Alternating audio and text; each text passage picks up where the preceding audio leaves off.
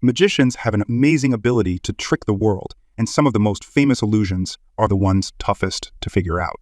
That's why we all have the curiosity to figure out what's behind the curtain. Be it David Copperfield's portal illusion, where he teleported from the stage to Hawaii, or Dynamo-Fish from Bucket Trick.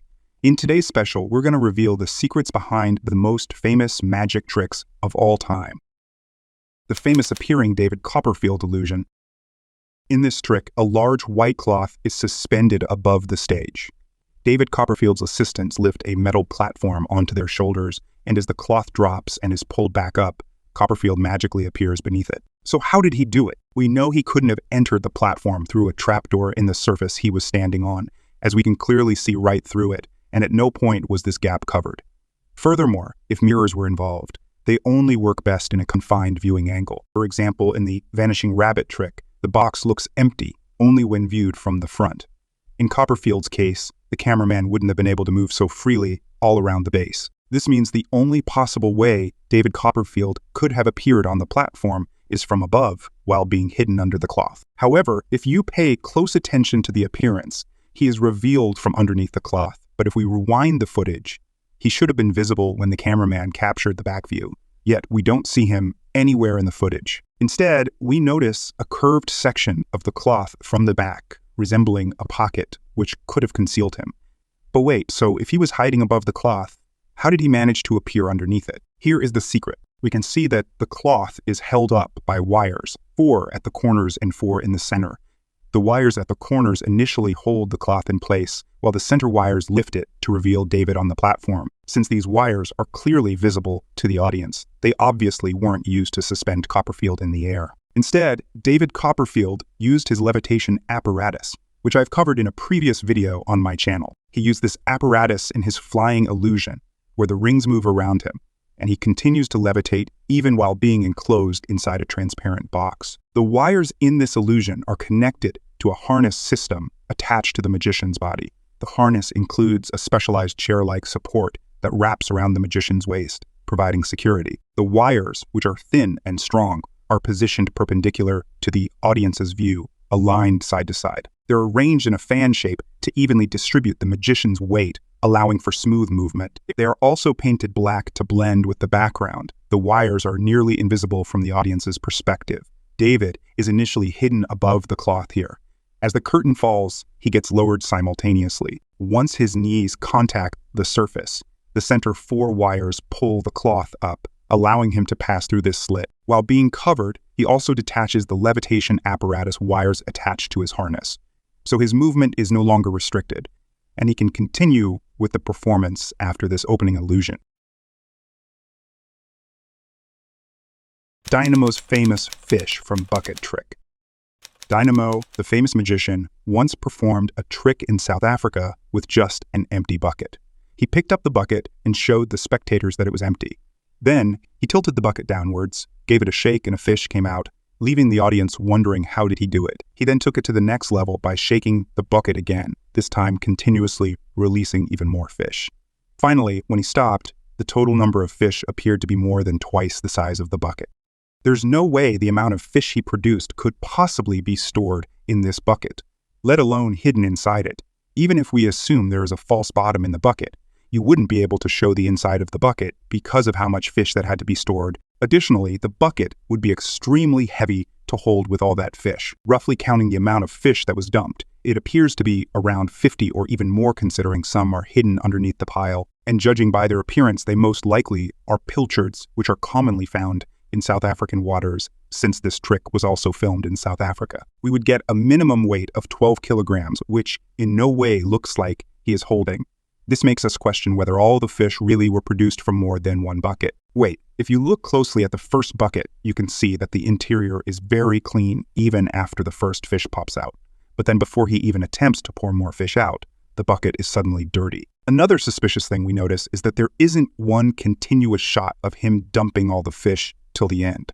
I mean, we understand reaction shots being included, but there are way too many jump cuts. So how did he do it? Here's the secret. Dynamo is actually taking advantage of our inattentional blindness. You might have come across a viral video published 14 years ago on YouTube with over 31 million views, where you're asked to count how many times players wearing white pass a basketball. Most viewers are so focused on counting that they completely miss a gorilla walking through the scene. This phenomenon, known as inattentional blindness, happens when we fail to notice obvious things because our attention is focused elsewhere. Now, to accomplish the fish from bucket illusion, 3 cameras are being used. One filming from the front, another on Dynamo's right, and a third one here for this particular zoomed-in shot. This is where viewers fail to notice significant alterations in a scene when the changes occur during a cut or a distraction, because our brain prioritizes continuity over detail. This first camera initially hides the size of the pile, so we are left assuming this is where he began pouring. Whereas if we go a few seconds ahead, this same angle is shown, but tilted slightly down to show the pile, helping our mind fill in the continuity gap and tricking our brain into believing that there was no pile in the beginning footage. The second camera once again uses the same technique. Here we can initially see the pile as he pours, but then the camera pans up at the last moment. Then the third zoomed-in camera angle is placed in sequence to give the illusion of continuity with the context of the pile size missing. The trick then ends with only one fish popping out of the bucket. But if he is using more than one bucket and the jump cuts hide the switching, how is he hiding all that fish inside each bucket? Look closely at this spot. Did you notice this odd gap between the cylindrical part and the base of the bucket? The reason I pointed this out is because Dynamo is using a typical design plastic bucket, which is created using the injection molding process, where the molten plastic is injected into a mold that shapes the entire bucket, meaning the cylindrical part and the base are one piece. However, the bucket he's holding appears to have the base separately attached, which isn't how buckets are made for a very good reason. That's because the cylindrical part and the base are made as one piece to ensure the bucket's strength and durability, therefore avoiding weak points from separate parts being joined. This gap attempts to be camouflaged with the dirty base of the bucket, but with direct sunlight shining on it, the dirt didn't make much of a difference. You might brush this odd gap off as something unique to this random bucket until you pay close attention to when he tilts the bucket upward. Notice as he tilts it, the base appears to shift from its initial position. I'll play it back and forth so it's easier for you to see this shift. Now, rewinding to the moment he initially started dumping a lot of fish out, we can see the fish appearing from underneath that very gap. Our previous suspicion about the base of the bucket moving is further solidified. Yes, there is a false bottom. The bucket had a semicircular flap that opens with the help of gravity when the bucket was tilted down. This explains why we saw the base of the bucket shift. Out of the 4 different buckets, this first one only had 1 fish in it, while the second and third buckets were designed with a much larger gap to store more fish for these shots. A popular theory by a channel named Fernando Art Zone suggests that a mirror was used inside the bucket to store the large quantity of fish. According to this theory, the bucket had a mirror placed at a fixed angle, and the fish were placed behind that mirror. The angle of the mirror was such that it reflected back the surface of the bucket, creating the illusion that the bucket was empty. And to prevent the fish from getting out from the sides of the flap, they were placed inside a plastic bag so that they exit only from the back of the mirror. The mirror flap apparently had its corners cut to ensure the mirror had a limited range of motion. As interesting as this theory may sound, by using a mirror to cleverly hide the fish, this unfortunately contradicts the actual footage. This is because when Dynamo starts pouring, we clearly see the round flap at the base move towards us, before the fish can be seen exiting from right underneath it when the flap gets pushed open by the weight of the fish. Whereas according to the mirror theory, the point at which the fish exit is pushed back here.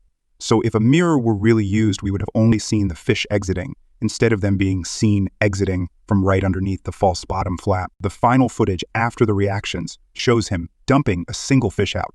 This here is the 4th bucket he used. You'll notice the 1st and 4th buckets were the only ones whose insides were shown to the camera. This is because they had a very small false bottom to store only 1 fish.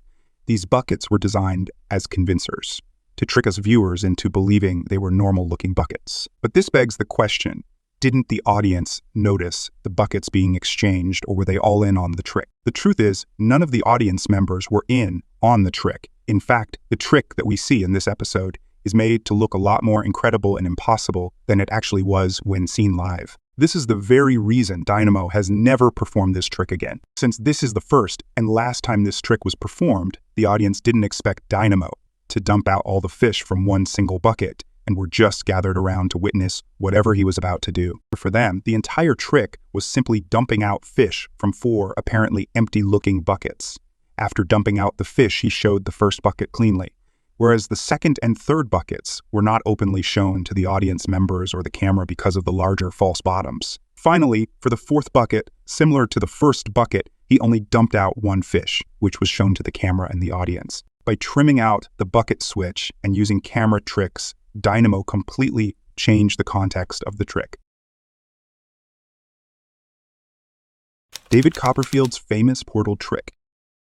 David Copperfield's portal is considered his most famous trick and has been unsolved for more than 20 years after it first stunned audiences in 2001. The illusion's emotional impact was unforgettable, as David and an audience member were seemingly teleported to Hawaii, where the participant reunited with his father. David begins the trick by reading a letter written by Russell Brown, requesting that David send his son, Michael, to Hawaii so they can meet. He then invites Michael on stage to join him for the trick. After a brief exchange, David informs Michael that his father's wish was for him to visit Hawaii, and he will take a photo of Michael there as a gift for his dad. The scene shifts to a live feed of a beach on an island in Hawaii where David's assistant Brad is standing by. David then addresses potential skeptics. There's going to be a lot of critical people, cynics, who are going to say, this can't be real, don't insult my intelligence. Well, this is not about intelligence, it's illusion. To prove that everything is real and random, David throws a ball into the audience. The person who catches it is asked to close their eyes and throw it again, ensuring a random selection of participants. Eventually, a man stands up and introduces himself as TS. David asks TS to select two other random audience members. He then writes his initials on David's arm as proof, and the chosen random participants take part in signing a group photograph of themselves that will be used during the trick. David and Michael move toward a steel platform elevated above the audience. The platform is thin, allowing people to see underneath it at all times. A large mirror is positioned behind them so that nothing can enter or leave without being seen. David then drops the curtains and waves a light bulb inside to show his presence. Suddenly, the curtain is pulled back and both of them vanish. The focus then shifts to the beach in Hawaii. The live camera feed shows, without any apparent cuts or interruptions, David and Michael appearing from inside a curtain. Michael runs to the water and can even be seen submerged in it. David pulls his cuffs up to show the initials on his arm match perfectly, and Michael pulls out the Polaroid picture, still bearing the signatures from the audience members, and shows it to the camera. Michael is then seen meeting with his father, and the act ends with David vanishing from the beach and reappearing back in the theater as Rain from Hawaii seemingly teleports with him. Now let's get some facts straight. We know that if David Copperfield simply vanished and appeared on the beach without any evidence, we would immediately suspect them of hiding after the vanish, while pre-recorded footage played in the live feed. It's the signed Polaroid and the initials that give credibility to our belief in this seemingly impossible event. So our main concern is whether the proof presented to us is legitimate, and surprisingly, the proof is undeniably genuine. A careful analysis of TS's initials on the beach and on stage reveals that they are exactly the same, with the thickness of the letters being extremely precise. Furthermore, the signed Polaroid contains the exact same initials of Amber, and the image in the Polaroid matches perfectly. If the proof hasn't been manipulated, our suspicions naturally turn to the other elements involved, such as the live feed shown on the screen, the randomly selected volunteers, and even Michael. One thing is certain, we can't place Michael and the other volunteers selected with the frisbee and ball in the same category. This is because Michael was the one who vanished with David Copperfield from the platform, and that vanish couldn't have happened without Michael's knowledge. Secondly, Michael was pre-selected before the show, unlike the other volunteers. Of course, Michael and David didn't actually vanish.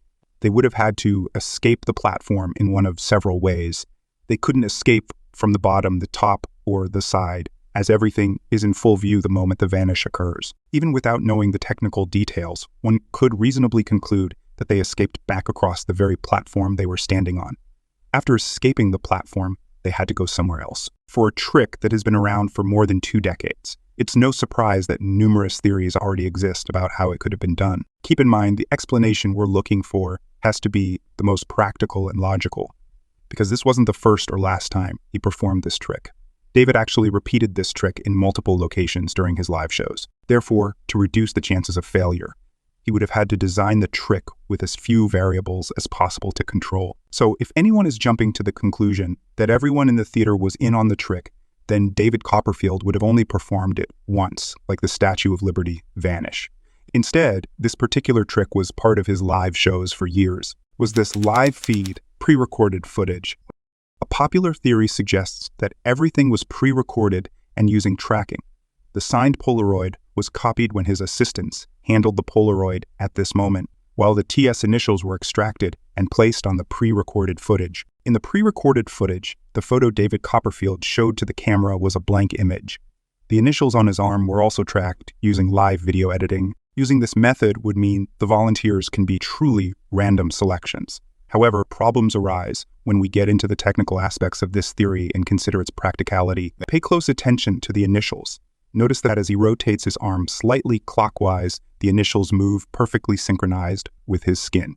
And the top curve of the letter S becomes thin as his finger stretches the skin. The technology required to track initials with precise detail, ensuring the letters stretched naturally with the skin, was extremely challenging through post-editing and impossible to achieve during a live feed. Tracking techniques at the time involved manual keyframing with early tracking software, which could handle simple motion but struggled with complex deformations like skin stretching. Additionally, camera resolution was less advanced, making efficient tracking difficult. The Polaroid handed to David already shows the image visible enough as it gets zoomed in on by the camera. At no point do we see any misalignment of the photo inside the Polaroid with the outer white border, nor the floating of Amber's name as David Copperfield's hand shakes the entire time. Furthermore, video compression reduced the effective resolution during live broadcasts. Compression was necessary to manage bandwidth, but also resulted in a loss of fine details, making it even more challenging to track small, subtle movements like skin stretching in real time. But what about using green screen or chroma keying? If a portion of Copperfield's arm were painted green, the VFX team could theoretically overlay the initials. However, this process would only place the image on top of the green surface without accounting for the stretching or movement of the skin. As the skin stretches, the initials wouldn't stretch with it. Instead, the initials would remain static, making it look like it was simply hovering over the arm without being part of the skin. Additionally, when the arm moved, the edges of the initials would likely become misaligned, leading to sections of the initials being cut off. Even advanced tracking methods that handle deformable surfaces, such as mesh tracking, did not exist in a practical form in 2001. Eliminating the use of tracking or chroma keying means the pre-recorded footage is not tampered with in any way. Are these participants stooges? This means the evidence had to be duplicated on stage, which could only be done if the seemingly freely selected participants were stooges. Certain suspicions about how this trick was filmed support this theory, leading people to believe this was the method used. A video published around 14 years ago suggests that, with some rehearsal, David Copperfield could have easily thrown the ball over his shoulder to land exactly where he wanted, or had several accomplices sitting in the front row. If Copperfield intentionally threw it to the first accomplice, the remaining selection could be manipulated relatively easily, as they wouldn't need to toss the ball over their shoulder. Now, although this method hasn't been mentioned before, David could have also used multiple pre-recorded footages. For instance, if one of the accomplices didn't successfully toss the ball the correct distance or someone else caught it, a different pre-recorded clip could be used to maintain the illusion. So if another group caught the ball, there could be 4 different people in the pre-recorded footage with only the Polaroid duplicated, while the initials remain TS. This is because the initials could represent anyone's name, whether male or female. After taking the photo, the assistant could switch it out with the original Polaroid that was used in the pre-recorded footage. Isn't it suspicious that one of the most crucial aspects of the trick, the signing of a Polaroid, which would allow us to double-check with screenshots, did not clearly show her writing her name? Regarding the initials written on David Copperfield's arm, some may suggest that since he is only writing 2 letters, he could easily replicate them with enough practice. However, the thickness of the initials and the exact location on Copperfield's arm are far too precise to be considered a replication. Unless, of course, the initials from the pre-recorded footage were always on Copperfield's arm. In other words, the close-up shot of him writing is just an illusion. Similar to how tattoos can be hidden with makeup, the initials on his arm could have been concealed in the same way. When we see TS writing on his arm, we don't actually see the tip of the marker contacting his skin, so we may only be assuming the marker works like a normal one. This convinces many that the marker had special liquid compounds inside, such that it acted as a makeup remover with a black-colored foam tip that released liquid once it contacted Copperfield's skin. But there's a major flaw with this theory. The first being that many attendees of his live performances have suggested that they were selected and even participated, So either they wrote their initials on David Copperfield's arm or had themselves or their kid draw on the board. Secondly, the proof of Stooges being used is more of an assumption than hard evidence. The throws just so happen to be perfect enough to select the Stooges, while at the same time, one of the random participants, who was a child, just so happened to perfectly replicate the letter J twice. If stooging was used, it wasn't smart to choose a child. This complicates the possibility of a replication. We can expect an adult with a lot of practice to somewhat replicate a drawing, but having a child do it on stage makes it highly unlikely that he was a stooge.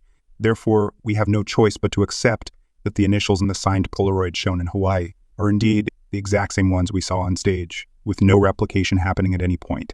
So are they really at a beach and everything was live? Since we aim for the most practical and reliable solution, we need to minimize the variables. No green screen, tracking stooges, or replication can be considered a practical method. Some of you may suggest, since there was a lapse of 15 seconds from the time they vanished until they appeared on the beach, the theater could have been near a beach that was made to look like Hawaii. But this would be the last thing Copperfield would do because everyone in the theater would know about it.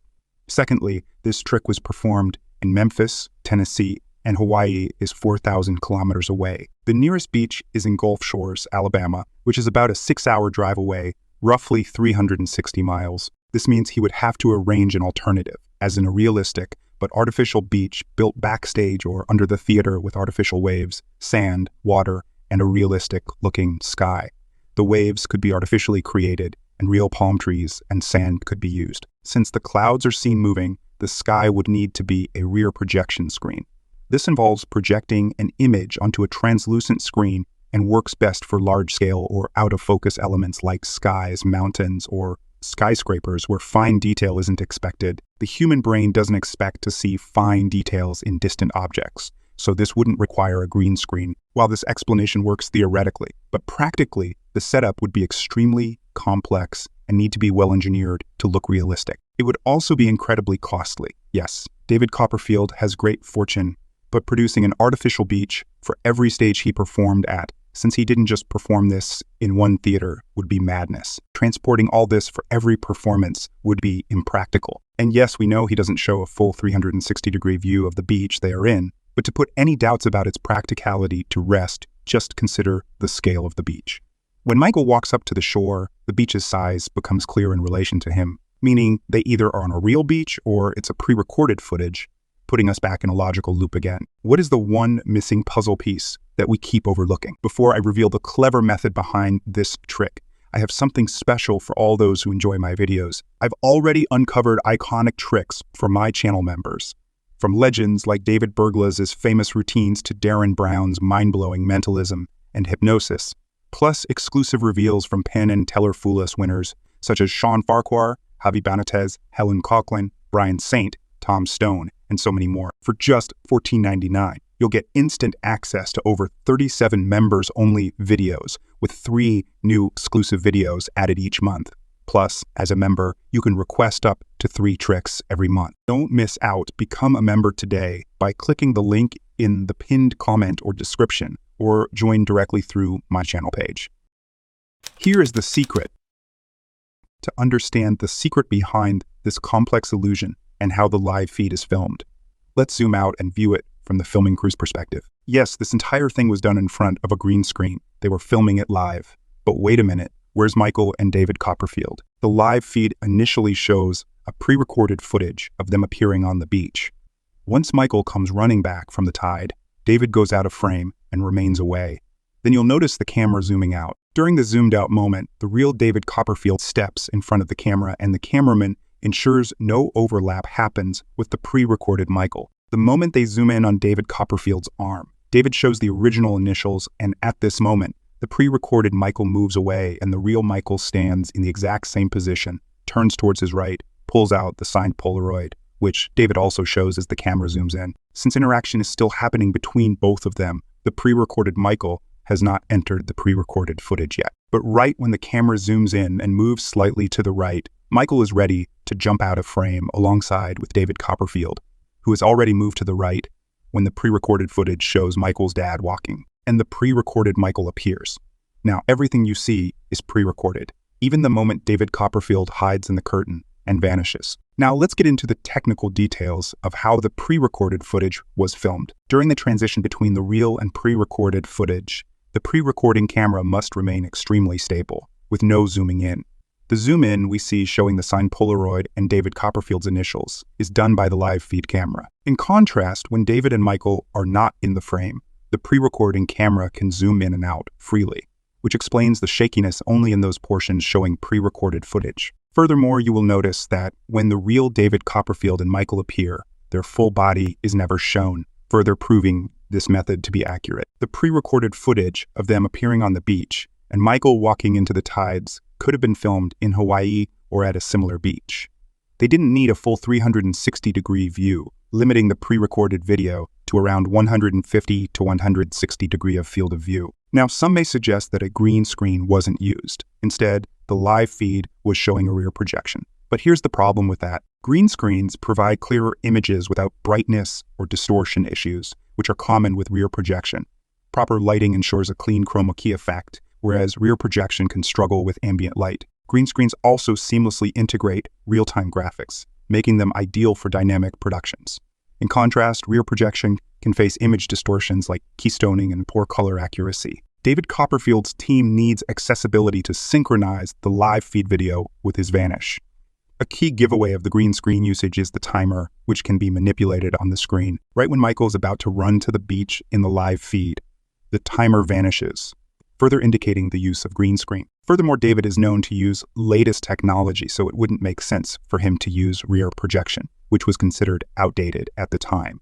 Professional film production had already shifted towards green screens by then. In fact, green screens were already popular and widely used for live footage, particularly in weather forecasting in the United States during the 1970s, 30 years before this trick was performed. One theory suggests the first part of the live feed in Hawaii was shown live, while the rest was pre-recorded, based on the changing shadows on the sand.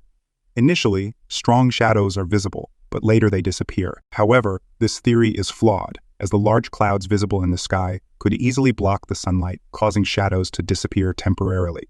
A more logical analysis would focus on the shadow length, not their disappearance, to detect inconsistencies between live and pre-recorded footage. While the pre-recorded footage has a fixed length, the portion where Copperfield's assistant is waiting for the Vanish can be slowed down without noticeable differences, as there is no significant movement. Once the Vanish occurs, the footage can return to normal speed to sync with the live event.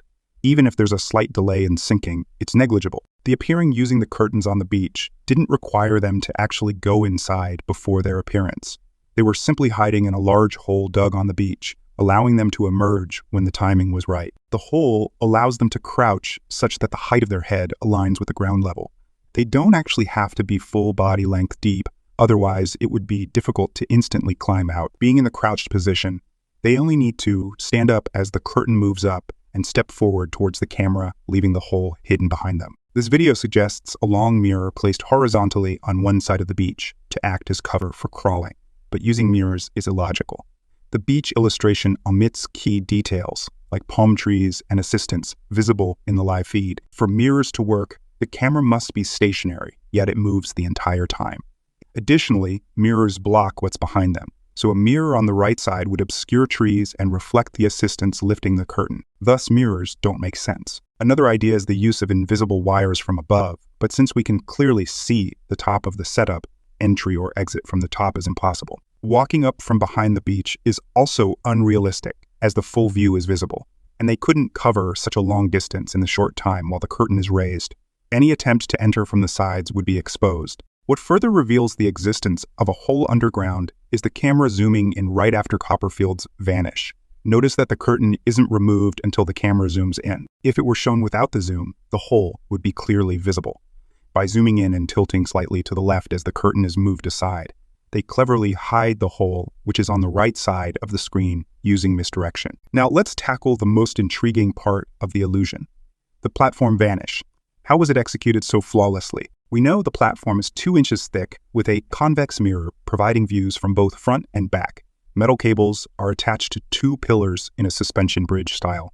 After the curtains dropped, 15 seconds passed before a siren sounded and they both vanished. There is definitely no camera trickery involved, as that wouldn't explain his live shows. The only way they could have exited the platform was along this path, but they couldn't have walked out while the curtain was over them.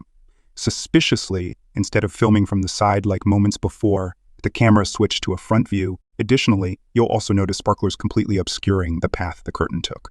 However, throughout the vanish, the path from where they stood to the pillars remained in plain view, only blocked when the curtain was pulled away. Now, think about it. Why didn't David Copperfield just drop the curtains, like in his Great Wall of China illusion? The vanish would have been just as impressive, if not more impossible. In that illusion, when the curtains dropped, he hid inside the base of the platform, looking at the platform David and Michael stood on. There's a small gap that could theoretically hide them only if they were toddlers, because the upper half of their body would still be visible, even if mirrors were used to reflect the circular lights, creating the illusion of transparency. However, you can clearly see the curtain and the sparkler straight through the platform from the front. So this explains why the curtains didn't drop, because they simply didn't hide inside the base of this platform as a temporary stay. As the explanation leads to nowhere once they hide inside. The curtain was the only thing covering them. Once it was removed, they had no way of escaping. One theory suggests the bridge has elastic material that stretches to accommodate David and Michael, with wires pulling them through. However, this theory falls apart because there's no visible bump or lump as the curtain exits. While some might argue that the black material hides the bump, this only makes sense from a top view. But here we're seeing at platform level and even using slow motion, nothing is visible. Take a moment to consider the size of David and Michael. They are fully grown adults. If they were to pass horizontally, the bulge would be large and easily noticeable even from a distance. We are viewing from an ideal angle to detect any such distortion, yet nothing appears. At this point, it's clear they were pulled away with the curtain. In fact, for a brief moment, we catch a glimpse of someone's head in a horizontal position. But wouldn't the suspension wires interfere with this movement? Here we get a clearer view showing that the suspension wires aren't actually in the path of the exit across the bridge. The thinness of the platform reveals the moment any sudden movement occurs. You can see the platform move upwards as the weight of both adults is removed, right when the cloth is pulled back. This clearly shows they were pulled away with the curtain. Being pulled away with the curtain means they had to be carried along a straight path without being whipped into one of the pillars, which would happen if only one wire was used, even if it was perfectly centered through the support pillars. The sudden jerk in momentum would likely cause them to collide with the pillars, which clearly isn't a risk worth taking. Now the curtain is relatively at a small height above the surface, and we notice the head of one of them in this moment, which means they were being carried horizontally. This means a method that is extremely safe has to be used, allowing even actors to perform it instead of relying on stunt doubles in movies. In Men in Black International, a menacing alien tosses the agent down a staircase. To achieve this violent-looking motion, filmmakers use a trick called a ratchet pull. During a ratchet pull, a performer is tied to cables powered by an air pressure cylinder, which pulls them either backwards, forwards, or upwards. The more pressure you use, the farther they'll go. You can see the 3 wires carrying him above ground level and decelerated before impact. A very similar mechanism was used for the vanish. Instead of wearing harnesses while the curtain was covered, they already were wearing them underneath their clothing. Then, as soon as the curtain dropped, David Copperfield reached for the light to wave around while Michael connected the hook with him and David. This explains why the light bulb was moving behind the curtain till the very last moment the curtain was pulled. They didn't escape before the curtain pulled, neither after, but right under the cover of the curtain when it was removed. If you look closely right over here, you'll notice 2 white-colored plastic wheels. These wheels are actually rollers for the vertical metal beams to slide against and move and open up to give space while the entire cage is covered up with the curtain. This method ensures both of them went along a straight path as all 3 wires are connected for 2-dimensional motion. But this still raises a concern about whether being pulled with wires at such a speed is even safe. To understand this, we need to calculate the g-force. The key variables are acceleration and gravity. To calculate acceleration, we need the distance David Copperfield traveled along the platform and the time it took. The approximate distance can be estimated by getting a side view of the platform and using David Copperfield's estimated height in 2001 to measure his height relative to the platform length for a rough calculation. The length of the path they traveled is approximately 24 feet or 7.32 meters, and the time was 0.75 seconds, resulting in a g-force of 2.65 g, similar to roller coaster forces. This g-force is safe for short durations, being 3.4 times less than the potentially fatal 9g. It's important to note that g-force is independent of Copperfield and Michael's weight. Since both were pulled together, they experienced the same force because they underwent the same acceleration with the same wires. To enhance safety, an airbag could be placed at their landing spot, where they immediately detach from the wires and enter a green screen studio. There, they would perform the rehearsed portions of the trick with real-time evidence from the theater. The dangerous head saw illusion. Jamie Raven, a very famous magician from Britain's Got Talent, once performed a dangerous illusion involving a spinning saw blade.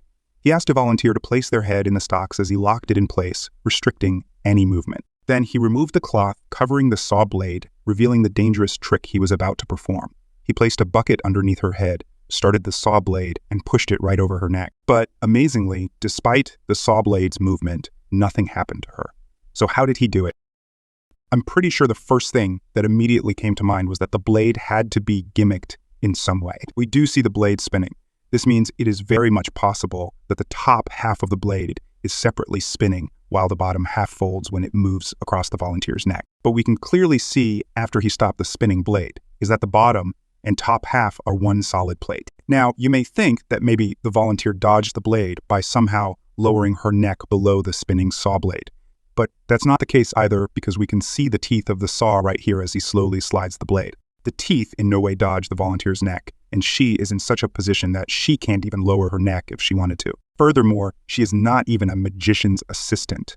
She is a host of the show and didn't know beforehand what was even going to happen, so the prop had to be designed to dodge her neck. Listen carefully to the moment the saw blade starts spinning. Now, I want you to compare the sound with a real spinning saw blade.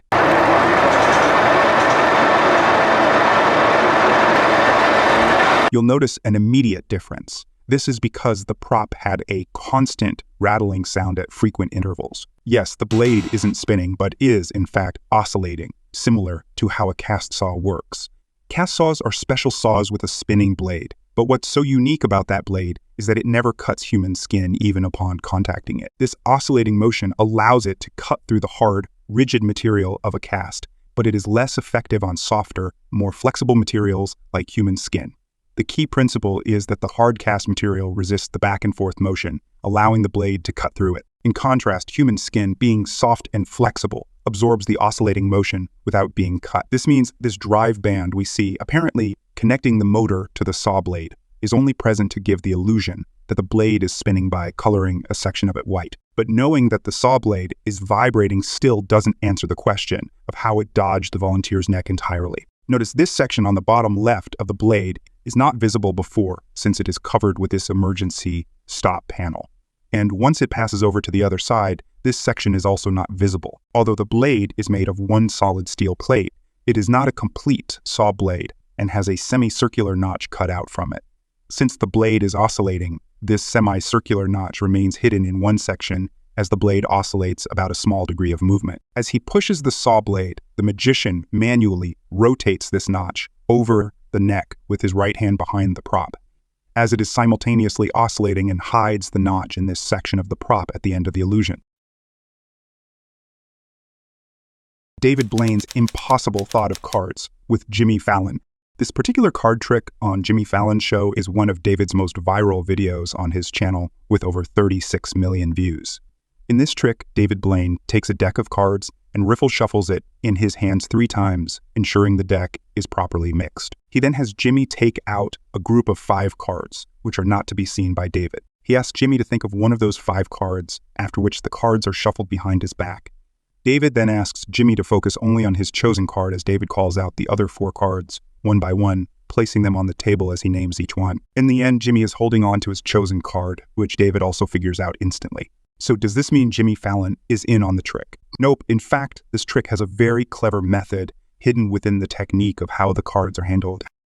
If the first thought that came to your mind was that David used a stacked deck, then you are on the right track. But that doesn't explain how David Blaine performed a riffle shuffle with a bridge with that same deck not once, but twice, which obviously contradicts the whole point of using a stacked deck. David has performed this same trick with a group of college students as well. In that particular performance, he did not even use his own deck, but instead used a borrowed one.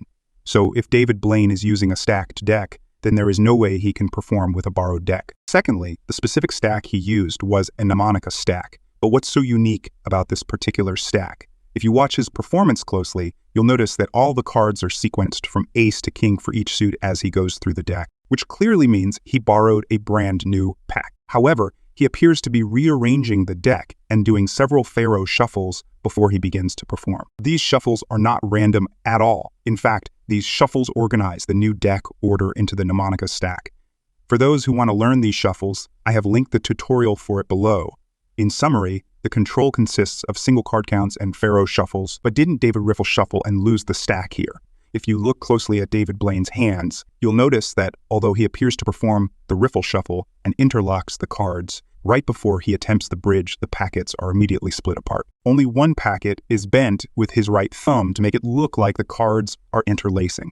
What you saw was actually a false shuffle known as Einstein's false shuffle. Here you can see a new deck order stack, a riffle shuffle and a bridge being performed in clear view, completely deceiving our eyes. But upon flipping over the deck, the sequence of the cards remains exactly the same. The secret behind this technique is that the cards are riffled from one end, making it convincing for the viewer looking from the front. From the exposed view, you can see a clear gap here, which is taken advantage of in order to uninterlace the two packets. After which one of the packets is sprung to make it look like the cards are interlacing as you would expect in a bridge right after a riffle. Knowing David performed a false shuffle makes everything a lot easier to follow. At this moment, when he asks Jimmy Fallon to take cards out of the spread, he does not allow him to take just any 5 cards. Instead, he gives specific instructions to take a group of cards. Take like 5 cards, a little group, like a poker hand. Yeah. Good. Is that 5? Good. Don't let anybody see them, just you. Good. By taking a group of cards and immediately cutting the deck, which you can clearly see David Blaine doing right here by placing the top of the spread at the bottom, he only needs to take a peek at the very top and the very bottom card of the deck in his hand to know which 5 cards in sequence Jimmy has. In this case, you can clearly see that the bottom card David Blaine is holding in his left hand is the 7 of spades. According to the mnemonic stack, the 5 cards that come after the 7 of spades are the 10 of hearts, the ace of diamonds, the 4 of spades, the 7 of hearts, and the 4 of diamonds. If you fast forward to when Jimmy reveals all 5 cards, these were the exact ones he was holding the entire time. It was right here when David peeked at the top and bottom card in his deck with the excuse of asking Jimmy to do the same. But you may still have one question in mind. Although David Blaine knew which 5 cards Jimmy Fallon was holding, this doesn't explain how he knew exactly which particular card Jimmy had selected out of the 5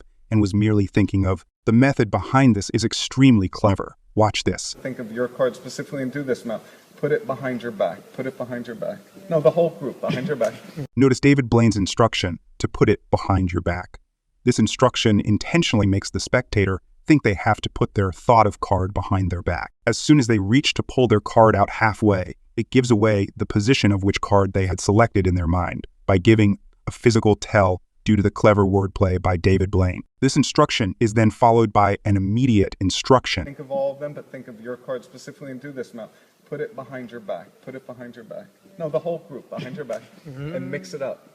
To cover up this apparent miscommunication by having them place all the cards behind their back and then shuffle the sequence. At this point, it doesn't matter whether they shuffle the cards behind their back because the initial 5 cards they had in their hand were not allowed to be shuffled. But in his performance on The Tonight Show, we find something fishy. Watch this.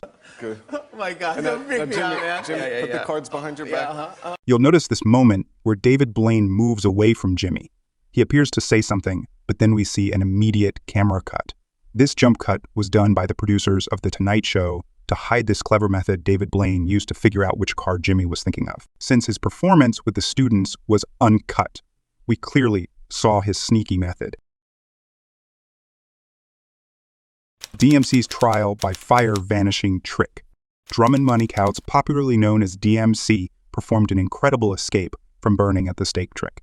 He began by approaching the stake and having himself chained with only a paper clip to aid in his escape. Then gasoline was poured on him as a spiral of gunpowder surrounded him was present. A volunteer was asked to light one end of the gunpowder and the timer started. With each passing second, the fire rushed closer as he worked to escape. He managed to pick the lock on his hand, but unfortunately wasn't able to remove the chain from his neck, setting him on fire. But here's the twist. When the assistants quickly ran to him with fire extinguishers to put out the flames, DMC vanished into the cloud of smoke as it cleared. But where did he go? Well, we know for a fact that he didn't just disappear into thin air. A quick observation of his surroundings shows that he's standing completely out in the open and is not really blocked by anything except for these large rocks. It's pretty obvious that he just can't walk back out without being seen. Additionally, the audience is situated as a small group on one side.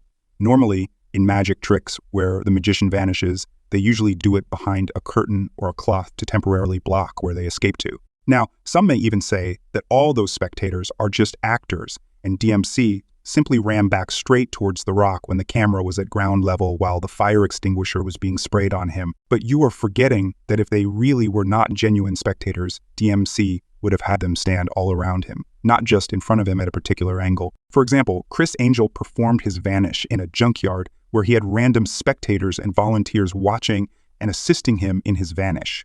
They stood all around him in his particular act where he vanished. Here, he used the classic method of using a curtain but also a mirror. But how exactly? When the trick begins with the magician climbing a slab, everyone on the ground, including a man in a fluorescent yellow shirt in the back, has visible shadows. After a camera cut, the angle of the shadow of the man in the fluorescent shirt changes.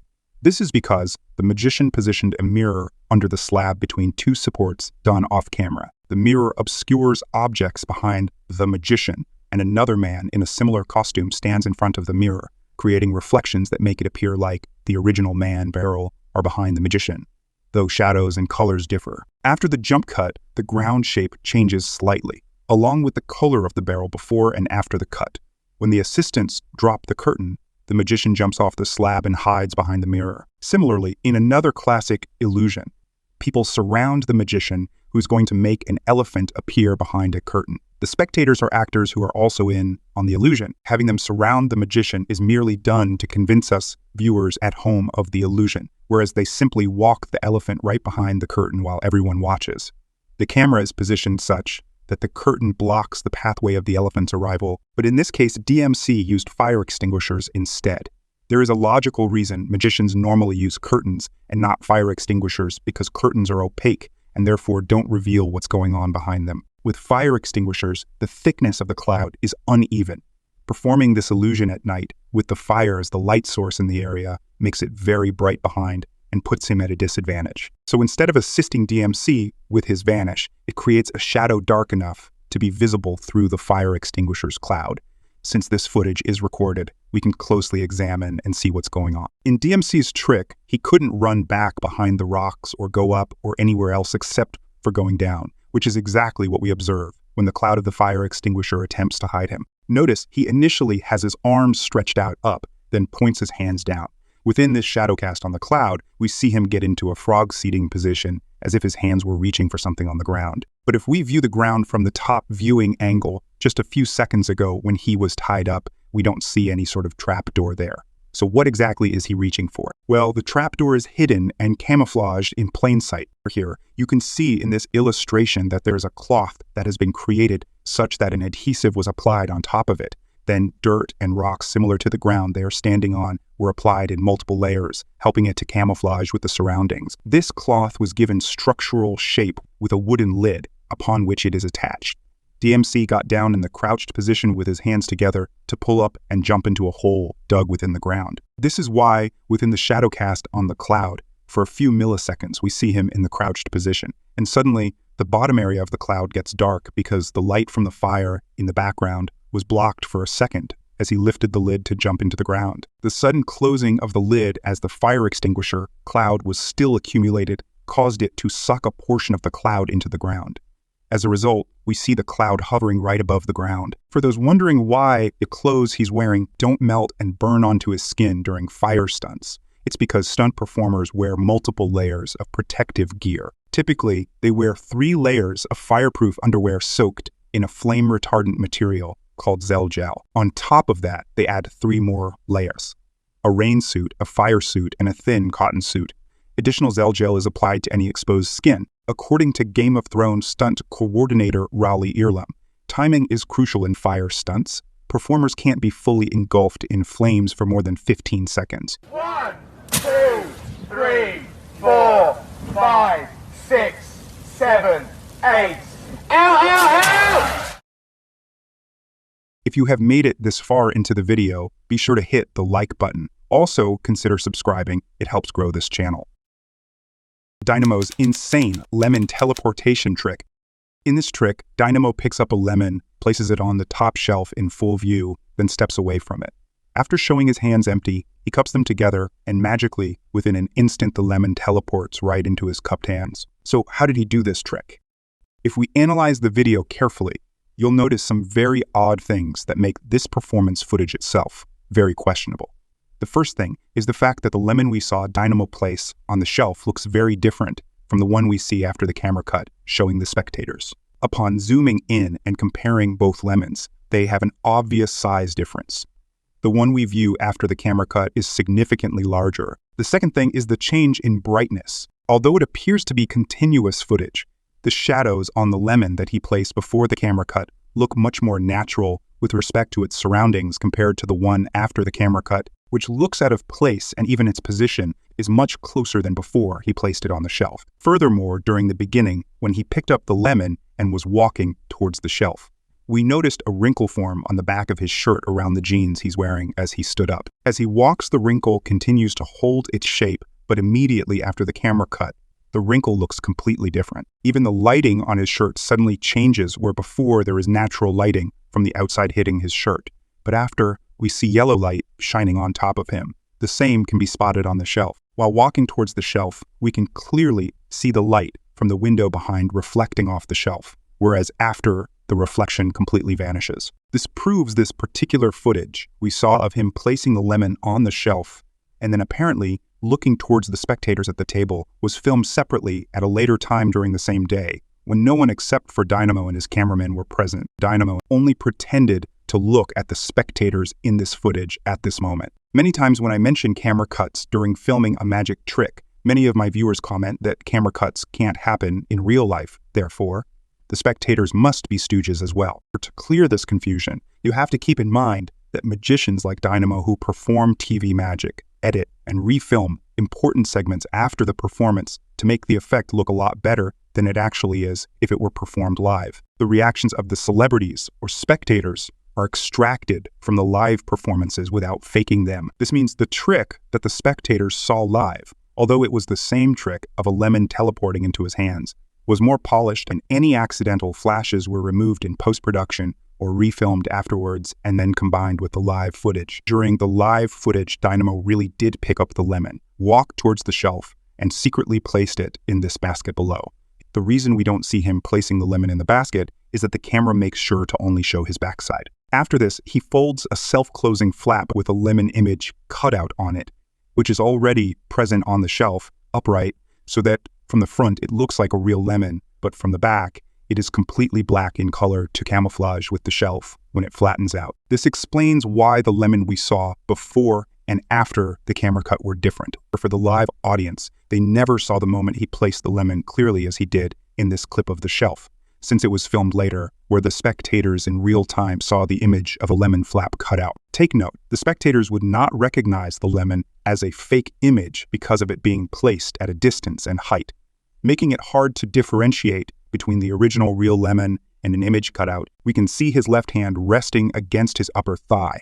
As he moves his hand, his thumb squeezes a fake lemon toy made out of foam, which he initially sandwiches between his hands, then gradually opens his fingers to reveal the lemon in his hand simultaneously as the flap closes. But wait a minute, we see his fingers completely open, and within the next frame, the lemon suddenly appears. How is he able to make the lemon appear within a second in his hand, and at the same time vanish it from the shelf without us being able to see the flap movement even when slowing down the footage frame by frame? Upon simply zooming in on Dynamo's fingers and going one frame forward and one frame back, we notice a fuzzy masking between his fingers that slightly overlays on his ring finger. Yes, Dynamo actually edited this section using VFX by simply masking out the lemon for one frame and then removing the masking within the next to create the illusion that the lemon instantly appeared in his hand, therefore attempting to make the illusion look a lot better than it actually is. The same method was applied while vanishing the lemon off the shelf, but instead of masking, they simply removed one frame, which explains the sudden camera jump from the left to the right side. Finally, since the lemon that he has in his hands is a fake foam toy, he didn't hand it over to the spectators for examination and instead walked away. The telepathic duo on America's Got Talent. The famous psychic couple demonstrated their incredible psychic powers and baffled the judges on Britain's Got Talent in front of a live audience. They began the show by inviting Ant and Dec on stage to examine the blindfold, as well as check Marina's ears for any sort of earpieces. After this, Marina wore the blindfold and James approached the judges, asking Amanda to pull out any item she had from her handbag. Amanda handed over a charger and a perfume. Without saying a word, James telepathically sent the details of the first item, and Marina identified the charger through mind reading, while Ant and Dec carefully watched her to ensure she wasn't peeking somehow. James then took the perfume bottle and smelled it, and in that moment, Marina correctly identified it to be a perfume bottle. They decided to take it to the next level by having Amanda and Simon telepathically communicate a thought to each other.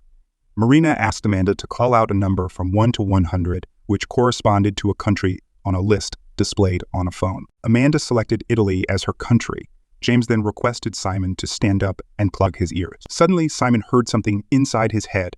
James instructed him to write down what he had heard on the whiteboard. When Amanda called out her chosen country, it turned out that Simon had heard the exact same country in his mind. So are they really psychics or just magicians doing tricks? If you were guessing that the blindfold Marina wore was a Bluetooth one, similar to the ones you find on AliExpress, such that she was receiving information about what object the judges handed over to her from an assistant offstage watching it backstage with cameras, then unfortunately, that's not what she did because that's an ordinary blindfold. Furthermore, the judges are not in on the act, and the items that she pulled out of her purse were completely a free choice and belonged to her. During the entire time Marina was trying to decipher with her psychic ability what object he was holding, there was complete silence. So not only could she not receive any information visually, but also not receive anything audibly in real time either. But if you rewind a few seconds back and pay attention to what James said to her after picking up a particular object, you'll quickly realize what's going on. Marina, will you tell me what this is now? Now listen to what James said when he picked up the second object. Right, and what's this? Yes, what you heard were code words disguised as either a simple question or a simple command. If we rewind way back to the start of the performance and listen to what James has to say. Amanda, if you have things in your handbag, please pull them out now. The more obscure, the better. By having the judges pull out items from their own handbags, and not just any item in anyone's pocket or what anyone was wearing, they actually narrowed down the options that needed to be identified. For example, here's a list of 30 common items found in a woman's handbag or purse, which generally include personal care, safety, convenience, and daily activities-related items. Each of these items has a question or a statement assigned to it as a code word. For example, had she pulled out a hand sanitizer, James would have said to Marina, "Do you know what this is?" Or if she had pulled out gum or mints, he would have asked her, "How would you identify this?" Here is an example list of how a coded sentence will be associated to a specific item. Keep in mind their code list will be different. This list you see right now is to only help you understand. The method of coding that has been prepared between Marina and James also utilizes silence as an answer as well, in order to reduce the number of sentences associated to a specific item, and instead have two items associated to a single coded sentence. For example, over here, I think, am I correct? Can I almost taste it? Did you notice she just described a bottle of perfume as if it's something to be tasted, meaning that she wasn't stating it as a fact, but was indirectly asking in front of everyone to James a question, whether this was correct or not. Yes, I can smell it now. Since he was silent, she immediately knew it was a miss and had to quickly jump to the second option that they had set in case he didn't answer, which was to state that it was something she could smell and therefore described a perfume. Can I almost taste it? Yes, I can smell it now. That's a perfume. Now let's say Amanda had pulled out a snack instead. In that case, when James asks Marina, "What's this?" Marina will once again say the same statement, which is say that she can almost taste it, judging by the response of the audience being amazed, and simultaneously his response with a yes will help her know it's a snack. This is a technique also used in cold reading where the psychic or mentalist starts by throwing out general statements and questions or general names. If anyone in the audience can relate to that name, the psychic immediately focuses in on them as if they were looking for them in the audience the entire time. In reality, the general information the psychic gave is further described in detail and narrowed down by the volunteers themselves when they answer questions asked by the psychic or mentalist. For example, in this demonstration, everybody, I hope to be able to make a link with someone here tonight and bring a loved one through from the world of spirit. Now, someone here tonight either is Mr. Taylor or the name of Taylor will have a close connection with you. the psychic states several things, which although may sound specific, are in fact very vague descriptions. She said two statements, in which in the first one she claimed that someone with the name Mr. Taylor is present, while simultaneously implying that someone can relate to that name, making it even more vague. The response of the random volunteer she uses to her advantage and claims it as her own psychic reading by stating this. My mother's maiden name is Taylor. Because you see, I have a gentleman here who links with that name very clearly. You might be surprised by how she was able to nail it being his granddad, but with a little analysis, you'll quickly realize that she didn't specify whether it was the father of his mother or the father of his father. Furthermore, since she is speaking about someone who has passed away, her first guess is often an elderly man. This is because men generally have a shorter life expectancy compared to women. This difference can be attributed to various factors, including biological, behavioral, and social influences. Biologically, men are more susceptible to certain diseases and conditions, such as heart disease. Behaviorally, men are more likely to engage in riskier behaviors, such as smoking, excessive drinking, and dangerous physical activities. Socially, men are often less likely to seek medical help or adhere to medical advice. These factors combined contribute to the generally observed shorter lifespan of men compared to women. But unfortunately, with cold reading, since you're being vague, the more you try to narrow down, the harder it becomes to be specific, thus the greater the chances of failure. Who's Jimmy?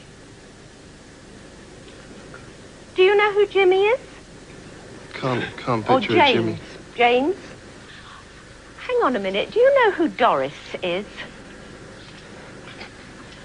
No, I can't picture that either. Okay. She actually messed up by asking whether he knew someone named Jimmy and then started throwing out other common names of the older generation but kept missing. After giving up, the legend James Randi took a survey of that very audience to check how specific she really was. Well, I want us to look carefully at the connections that you say you made.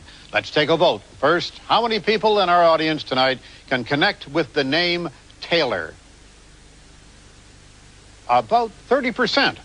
And now, how many people can relate to the condition of the grandfather? About 55%. So to sum up, about a third connect with the name Taylor and over half connect with the details of the grandfather. Well, that's very interesting. Maureen's statements seem to be more general than each of you thought before we took the vote. Now, going back to the performance of the psychic couple, using code words and good memorization skills, although helps them perform the first half of the performance. But this doesn't explain what they did with the judges who are not in on the trick. I have a list of 100 random countries. But right off the bat, isn't it very odd that instead of having Amanda select and freely think of any country in her head, they had to hand over a phone that belonged to Marina with a list where each country was numbered. Not only that, but she straight up asked in front of everyone what number she wanted. Can you give me a number between 1 and 100? 97.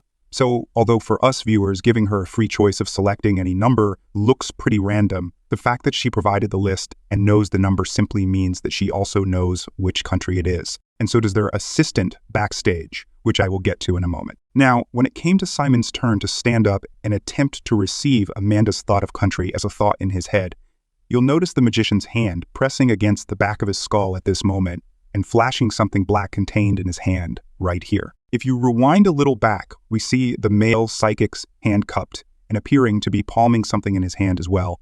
But right after the camera cut, his hands are suddenly empty. Well, no, it's not a speaker that he's holding, but a bone conduction device used by mentalists create the effect of a thought inside a volunteer's head. This part of this bone conduction device is pressed against the skull while having it palmed in the fingers. As you can see right here like this, a bone conduction device transmits sound vibrations directly through the bones of the skull to the inner ear, bypassing the outer and middle ear. This allows individuals with hearing loss or impairments in the outer or middle ear to perceive sound more effectively. Having Simon close his ears with his fingers also serves an important purpose. And when I tried it out on myself, I don't know, it sounded like I was listening to a small speaker. I, gave this feedback to Umesh, the creator, and he told me that, you had to kind of have your ears plugged up, right? And just plug in your ears and then have the device in the correct position, right? There's a spot, apparently, like a sweet spot to place the device. In order to make the experience of the volunteer hearing the voice in the head sound more like a voice than a small speaker sound at the back of their head. But there comes a problem with this particular device. Although it does the job when it comes to playing a specific audio tracks out of 5 files. But this device becomes highly impractical because it simply plays the audio files uploaded in a fixed sequence. You would get lost, right? I mean, it will be not practical to have, 52 files, right? And then you trigger it and you're not sure where, which file it's playing, right? So I think anything from like 1 to 5 audio files is more than enough, I think, to make it a practical thing to use. So out of the 100 different countries, there is no way for him to scroll through the options, go to the selected numbered country, and play it for Simon without having the device modified. This is why it is connected via Bluetooth to an assistant offstage, which explains why I mentioned an assistant backstage also listening to the number a moment ago. Now, knowing that there is only one audio file playing that says the word Italy in Simon's head, why does it look like on the whiteboard he was asked to write down his thought? There was some other country that came up in his mind first that started with an S. Then he immediately changed his mind and wrote Italy instead. Well, if I remove the word Italy from this board, what you see written on this board was there before Simon was even handed the board. You can even see that the side that had this stuff pre-written was face down. He then carefully twisted towards Simon, so nobody, including the cameraman, saw it. Doing this beforehand uses the concept of dual reality in mentalism, where one volunteer experiences the trick in one way while everyone else perceives it in another way. For Simon, the moment he was handed the whiteboard, he noticed the pre-written letter S, but since it was crossed out, it didn't raise any suspicion or leak any hints about how the trick works. Therefore, Simon didn't bat an eye and ignored it, while for everyone else, including us viewers, it only made it look like he could have thought of any word and even changed it at the last minute. The famous suspended animation illusion. The magician starts by climbing into a transparent compartment suspended above the ground. And once enclosed inside, the magician extends a hand through a small opening, making his presence known. The assistant then drapes a cloth over the compartment. With a swift motion of the cloth, the assistant and the magician swap places. The cloth is once again placed over the compartment. This time, when it's whisked away, a third person miraculously appears out of nowhere. I mean, the pace at which the switch took place seems humanly impossible, but sometimes such quick-paced acts can go horribly wrong, as in this particular performance. Olha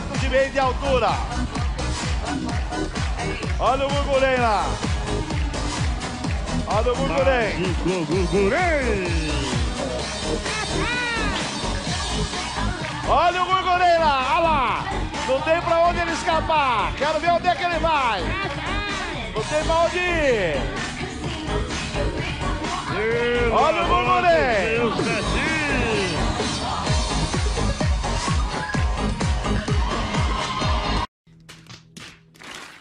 Their failure pretty much gave away the entire method, so we'll address a few questions you might still have in mind regarding its execution and why they messed up. One of the reasons this act failed was due to the structure's height, which was later rectified in newer performances to avoid such humiliating moments. They ensured the height was accessible without a ladder or stairs. This can be observed by comparing the performer's height to the structure. The actual height difference is negligible if you stand on this platform. Since the compartment is higher, the quickest way to execute the switch was to jump. This explains why the magician lost balance and inadvertently tugged on a rod holding the curtain, pulling it straight out of the assistant's hand. Now, wait a minute. How is the assistant holding the curtain yet also seen entering the structure simultaneously? Yep, there's a second assistant also hidden within this support structure, whose only purpose is to act as a temporary hand substitute. Regarding the original performance we recapped, a close-up camera shot reveals a rectangular flap in the box. Analyzing the performance, it's clear the prop is designed to look thin from a distance on purpose, with this metallic strip giving the illusion of a thin beam, when in reality, the structure has significant width on both sides. The third assistant hidden within would stand with their shoulder towards the audience. This design deceives the audience, especially with the wider part painted black to blend with the background and made to appear thinner. Notice how the assistant's legs are positioned towards the left, where we spotted the opening at the base of the box. The assistant exits through the hole at the base, and the magician enters headfirst into the same hole, mirroring the assistant's orientation. The second assistant climbed out of the same flap he pushed his hand through. Yes, they on purpose chose a relatively thinner male as the assistant, as compared to the main performing magician to fit inside the support.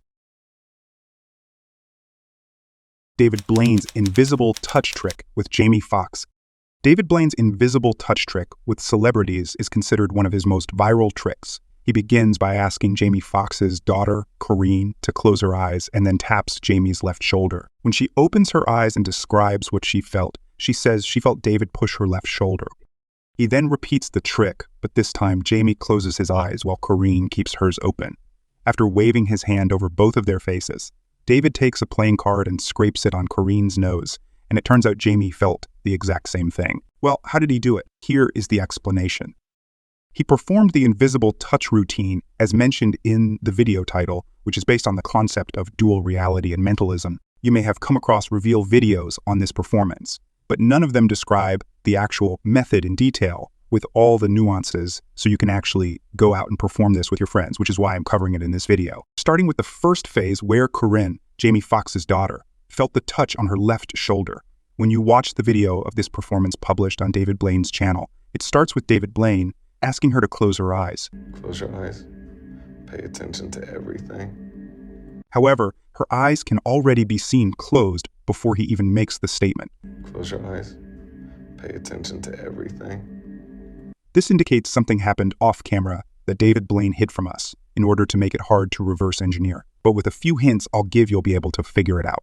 The first thing you'll notice is that Corinne's left shoulder is close to David Blaine, which makes sense as to why he pushed Jamie's left shoulder as well, since he can secretly tap on her left shoulder. This is hidden from the viewer standing beside the cameraman filming from the spectator's point of view. The spectators, along with the cameraman, are located at around a 90 to 100 degree angle, leaving her left shoulder easily hidden from the spectators. But from Jamie's perspective, he has his eyes open, so tapping her while Jamie is standing right in front of her would immediately be seen. To counter this, David Blaine used a very clever technique. Before the footage started filming, David Blaine stood right in front of Corinne, blocking Jamie's view of her left shoulder. Then he waved his left and right hands around her face, as if ensuring her eyes were closed, and secretly, with his right hand fingers, tapped her left shoulder while everyone was misdirected into watching and ensuring her eyes were closed. This explains why her eyes were already closed before the filming even started, even before David Blaine asked her to. This was the perfect setup for the previous segment of the performance to be cut out, making the illusion hard to figure out. Now, there's one very important thing you must do before you even start the invisible touch routine, which is to have the spectator that will feel the invisible touch mentally prepared to remember whatever they feel. You don't just start off the performance by secretly tapping them and then tap the second volunteer, because there is a high chance that the subject will feel the touch, but completely ignore it, thinking it was accidental. So you have to mentally prepare them for what's about to happen. First, have them close their eyes and then touch them in different places. While touching them, ask them to remember this sensation without saying anything. Clearly touch them in front of everyone, in different places around their body, except for the place you're actually going to do the invisible touch. In this case, David Blaine touches different locations of her face, even her arm, except for her left shoulder. Then, at the very last second, he waves his hand over her eyes, pretending to check if they are properly closed, does the secret tap on the left shoulder, and goes straight to Jamie. The time delay is crucial here. Once you've touched them, they will remember the sensation, but they won't recall or mention it until you ask if they felt something. Even if the touch occurred 15 to 20 seconds earlier, they will still say they felt it because you instructed them to remember any sensations or feelings. It's essential to distance yourself from the spectator after the tap, according to the concept of dual reality. Corinne felt the tap a few seconds ago, secretly, without us knowing. Meanwhile, Jamie and the viewers believe Jamie was tapped on his left shoulder first. When it is time to ask the subject supposed to feel the invisible touch what they felt, the key is asking the right question. This can be done by having them reply to a yes or no question, or by having them describe exactly what they felt, as David Blaine does. Tell us exactly what you felt. Tell us. You, pushed me on the shoulder. When you have them answer with a yes or no, the question of when they felt the touch is never addressed, similar to what Lira Suchard did in his performance. You're gonna feel a little strange touch, Natasha. Like a little, did you feel it, yeah? Yes. This is then followed by another specific answer that does not allow the volunteer to describe when they felt it. In David Blaine's case, when he asked to describe exactly what she felt, the command clearly stated that only the feeling was to be described. An incorrect question to ask would be an open-ended one that allows the subject to continue talking and end up mentioning when they were touched. Another important detail is not to say what you are doing with the subject who has their eyes open. If David Blaine were to announce out loud, "Jamie, I'm going to tap you on your left shoulder," while Corinne had her eyes closed, she would know that she felt the touch before Jamie was tapped on his shoulder. The silence plus having her eyes closed makes her have a different understanding of what's going on, while everyone else understands what's happening visually. As soon as the subject describes what they felt, the immediate reaction from the spectators stops her from over-explaining. You, pushed me on the shoulder. Remaining silent while allowing everyone to build the story of what happened makes the effect look bigger than it actually was. In the second phase, where Jamie Foxx had his eyes closed, we could see the invisible touch technique he used just by watching his hands at this moment. Although it appears that he never touched Jamie's face, David Blaine actually had an invisible elastic thread looped on his right hand, in which he inserted his left thumb, stretching it out so that Jamie felt the thread scraping his nose. This is followed by the yes or no question. Did you feel anything? Yeah. What did you feel? You told me. At this point, everyone expects Jamie to be secretly touched beforehand. This explains why David Blaine had to change the method. The mystery of not knowing what will happen helps you get away with the secret tap in the first phase.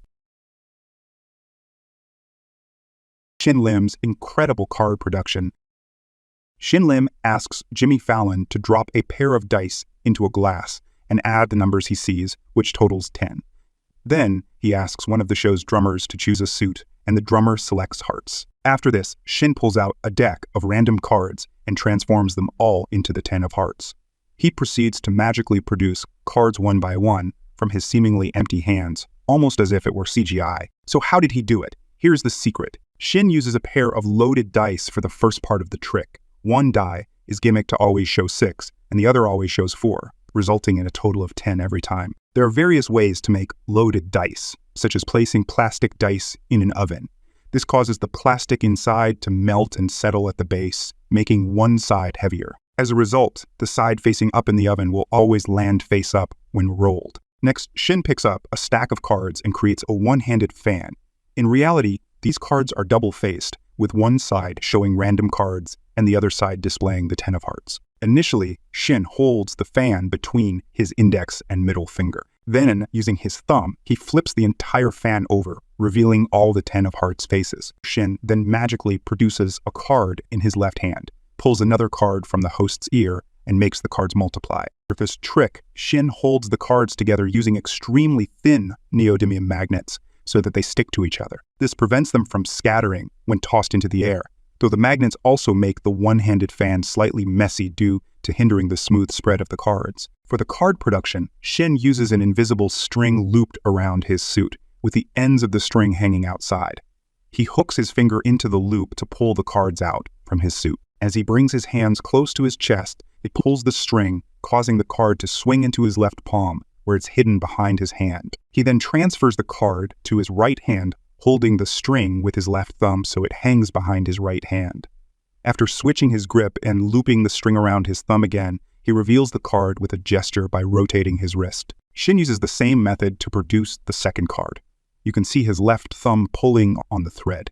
He temporarily hides the card behind his right hand, then, after repositioning it, he places his left hand near the host ear to reveal the card. At this moment, Shin secretly grabs another packet of cards with his right hand, concealing it in a tenkai palm, and reveals the packet by fanning it out. But how did he pull a packet of cards from the host's pocket? Well, the cards were placed in his pocket before the show, as the 10 of hearts was a forced selection made during the show, using the loaded die and pre-show force for the suit selection. Shin then uses his left fingers to grab another invisible thread and loops it around his right thumb. This thread is attached to a packet of cards hidden in his right sleeve. By extending his arm, the cards slide from his sleeve into his palm when he places his hand near Jimmy's head. You can even see a white line appear on Shin's thumb due to the tension of the invisible string pressing against it.